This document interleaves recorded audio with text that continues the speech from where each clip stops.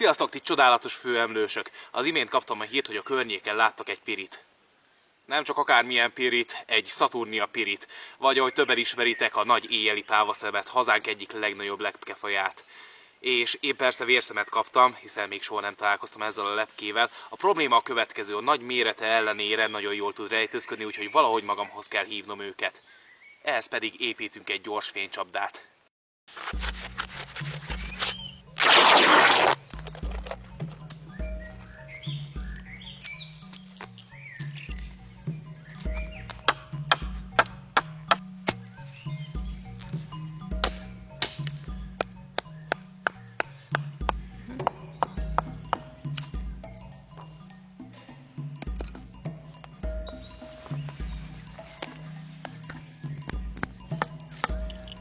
Hát igazából ez működik.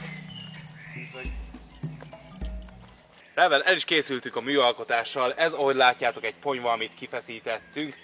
Hátulról egyszerűen megvilágítjuk egy kis ledes lámpával. Ennek a nagy előnye az, hogy nem melegszik át és nem égeti meg a lepkéket. Most már csak egy dolgunk van. Várunk.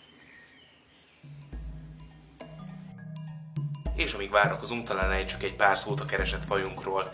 Ezek a lepkék hatalmasak. Szájfesztávolság tekintetében felveszik a versenyt a legkisebb madarunkkal, a tüzesfejű királykával. Április végétől június elejéig repülnek, főként a késő esti és a kora hajnali órákban. Hernyője szintén hatalmas, elérheti a 12 cm-es hozt, azaz egy standard grillkolbásznak a nagyságát. Tápnövény tekintetében nem igazán válogatósak, ami viszont igazán meglepett velük kapcsolatban, hogy a imágók már nem táplálkoznak. Szájszervük és bélcsatornájuk erősen visszafejlődött, ugyanis miután kikeltek a bábból, az egyetlen feladatuk a párosodás és a peterakás. Ez azt jelenti, hogy lárvakorukban fel kell pakolniuk magukra annyi zsradékot, ami elég a bebábózódáshoz, az átalakuláshoz és nagyjából egy heti repüléshez, és miután felérték zsírtartalékaikat, nemes egyszerűséggel éhendöglenek. Rendicek, nagyjából egy órája indítottuk el a kísérletet, és van eredmény, de a LED lámpa nem váltotta be a hozzáfűzött reményeket. De persze még hosszú az éjszaka. Ami viszont meglepően jól működik, az ez a szerkezet. Egy kicsi, de hatékony UV lámpa.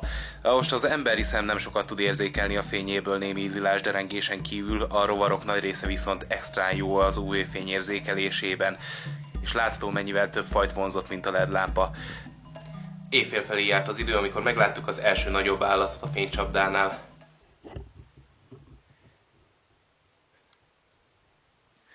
Na mi az, Füles? Megetted már az összes kék cinkémet? Jó cica. Igen, valóban azt szerettem volna megenni. Na, hogy ízlik? Kész még vele egy kis borsot esetleg? Az órák ezután csak teltek és teltek. Számos rovarfajt sikerült ledokumentálnunk, az éjjeli pávaszemnek viszont nyomát se láttuk.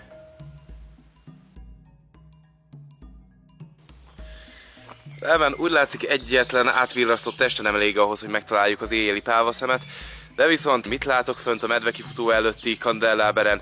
Nagyjából 300 méterre attól a helytől, ahol felállítottuk a fénycsapdát.